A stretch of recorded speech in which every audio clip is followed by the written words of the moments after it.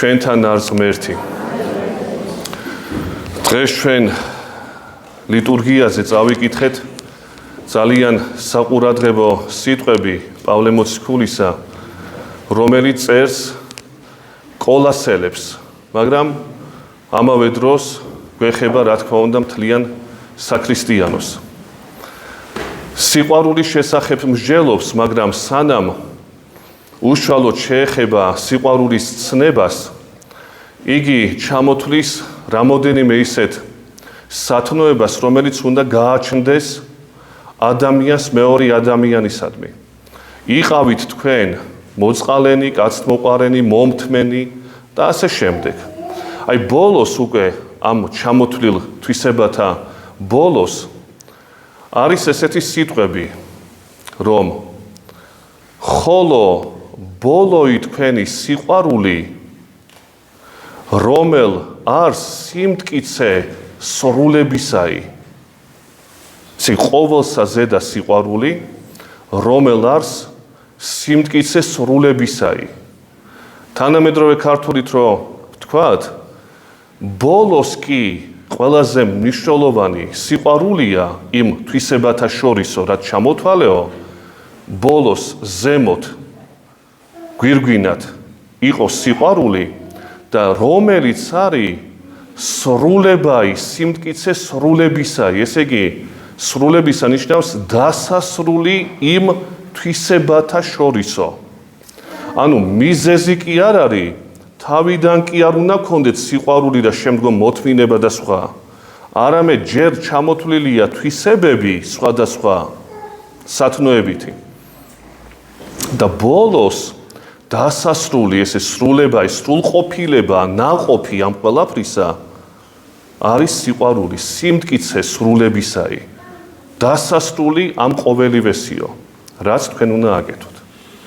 აი ესეთი თითქოს გასაგები არაფერი რთული სიტყვები არ არის და არა მხოლოდ კოლასელთა მიმართ ეპისტოლეში, არამედ სხვა ეპისტოლეებშიც და განსაკუთრებით არის ესეთი ჰიმნად წოდებული, სიყვარულის ჰიმნი ეწოდება ამას. ეს არის კორინთელთა პირველი ეპისტოლის 13 თავი, სადაც სიყვარულის განდიდებაა. ძალიან მნიშვნელოვანი თავია, ახლა ამას ვერ მოყვებით. აი შევეხოთ იმ სრულებას, რომელიც არის სიყვარული, როგორც მოგახსენეთ. რას ნიშნავს ეს? ვილაპარაკოთ ჯერ და ყველაზე მნიშვნელოვანზე, ღვთის სიყვარულზე. ჩვენ ახლა თითოეული ჩვენგანი ხშირად ვლაპარაკობთ, მე ღმერთი მიყვარს, მე მსწამს ღმერთი, მე ღმერთის გამო ამას გავაკეთებ და ასე შემდეგ. პროტესტანტები ლაპარაკობენ, შეყვარებული ვარ ღმერთზე მე და ასე შემდეგ. მაგრამ როცა კი ოდნავ ჩავხედავთ წმინდა მამათა შრომებს, გავარკვევთ, რომ ხშირად მე ღმერთი საერთოდ არ მიყვარს. და რატო? იმიტომ რომ სიყვარული არის დასასრული მოღვაწეობისა. დასაბამი კი არ არის, საფუძველი კი არ არის. სიყვარული თურმე უნდა ისწავლო ადამიანმა. სიყვარული ნიჭი არის, რა თქმა უნდა. მაგრამ ამ ნიჭამდე უნდა მიყვიდეს სრულება, რომ შეიძინო შენ. სიყვარული არ ჩნდება ესეთ სწორ გზაზე შეიძლება, ის უნდა დაითესოს, ის უნდა მოიმკო შენ. ამიტომ ამას პავლე მოციქული რომ სრულებაა სიყვარული, დასასრულია სიყვარული. და სხვათა შორის ამასთან დაკავშირებით ძალიან საყურადღებოა მეორე ესეთი ასკეტური ძეგლი იოანეს სინელის კლემაქსი, სადაც ბოლო 30 კიბე არის სიყვარულის შესახებ. ანუ პირველი კიბე კი არ არის სათნოებისა, მაგრამ სრულებაა, დასასრულია ამ კიბისა, ცხონების სიაღია უკვე. აი როცა ჩვენ ვამბობთ, რომ თუ კი ჩავხედავთ წმინდა მამათა შრომებს, ჩვენ შევწყვება, რომ სინამდვილეში ბევრი რამ არც ვიცით და ღმერთიც არ გვიყვარს ჩვენ. აი მაგალითად, ეს ჩემი სიტყვები რო არ გეგონოთ, უბრალოდ ორ ესეთ სწავლებას გადმოგცემთ წმინდა მაქსიმი აღმსარებლისას. 2 წლის წინ გამოიცა უმნიშვნელოვანესი თანამედროვე ქართულად ნათარგმნი შრომა მაქსიმი აღმსარებლისა, რომელიც შესულია ფილოკალიაში, ანუ შვენიერებად მოყვარეობაში, წიგნს ესეფია, მეორე ტომია ეს და ღმერთის წყალობით ითარგმნა ძველი ბერძნულიდან, გამოცემულია, თქვენ შეგიძლიათ ნახოთ, რთული ძეგლია, რთული წიგნია, უაღრესად რთული. ბევრჯერ დაბრუნება ჭირდება, როგორც წმინდა წერილი დაახლოებით ესეთი სიმაღლის სირთულისაა. აი მაქსიმი ამსარებელს ამ ძეგლში, ამ წიგნში, სხვა ავტორებიც არის, მაგრამ მაქსიმი ამსარებელს უმეტესი ნაწილი ეკუთვნის ამ წიგნისა და მის დარიგებებს ეწოდება სიყვარულის შესახებ 400-ეული. ესე რა არის ეს 400-ეული რა არის? ასეულობად არის დაყოფილი. ასეული გამონათქვამი, ასეული სწავლება, თითოეულ ასეულში შედის 100 მუხლი გამონათქვამებისა, სწავლებებისა, მიკუთვნებული სიყვარულისადმი. მოყვასის სიყვარულზეა საუბარი და ყველაზე მნიშვნელოვანი ღვთის სიყვარული რა არის? აი პირველ ასეულიდან 47 მუხლს, ვისაც უფრო მართლა აინტერესებს და ნახავს, რომ აქედან საუბრობ ჩვენ. ესე იგი, მაქსიმი ამსარებლის პირველი ასეულის 47 მუხლი. მაქსიმი ამბობს.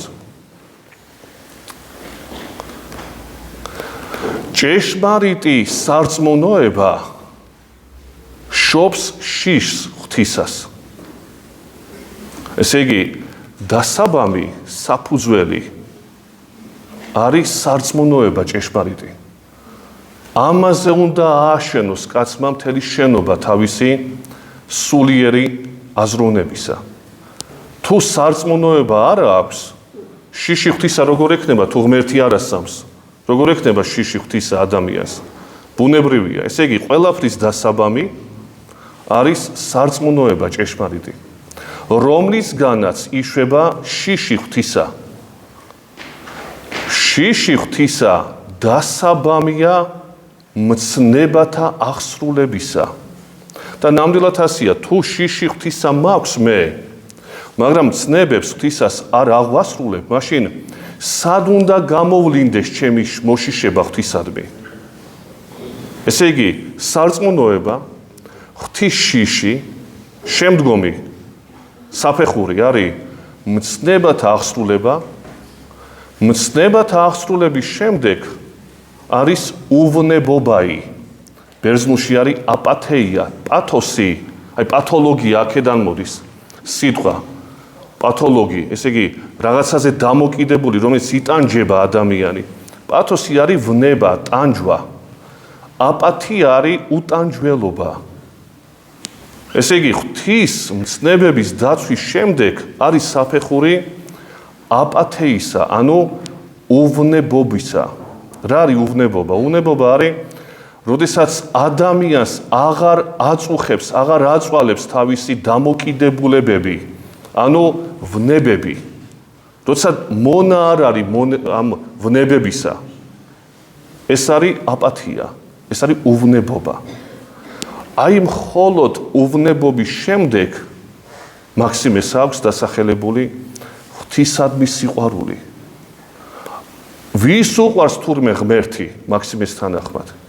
ვისაც ჯერ გააჩნია ჭეშმარიტი სარწმუნოება, შემდეგ მოშიშია ღვთისა, შემდეგ ცნებების დამცველია, შემდეგ არის უვნებო, ესე იგი, უვნებო კიდევ ერთხელ ვამბობ, არ მოგშივდება კი არა, ამაზე კი არის საუბარი. ნიშნავს იმას, რომ შენი ცუდი დამოკიდებულებები აღარ გაწვალებს შენ. მწეველი რო ხარ, აღარ ხარ მწეველი და აღარ გაწვალებს ეს პათოსი, ეს ვნება და სხვა კიდე. აქ რო ჩამოთვალოთ. და ბოლოს უვნებობის შემდეგ არის ღვთისადმი სიყვარული, მხოლოდ ბოლოს. აი ეს პავლე მოციქულმა რო თქვა, სრულებაი, სიყვარული არის განსრულება, დასასრული ამ ყოველივესი. და არა დასაბამი. და მე გძელდება და ღვთის ესე იგი სიყვარული იოანე ღვთისმეტყველმა პირველ ეპისტოლეში თქვა, რომ ღმერთია სიყვარული და ვინც სიყვარულში მკვიდრობს, ის ღმერთში მკვიდრობს და ღმერთი მასში.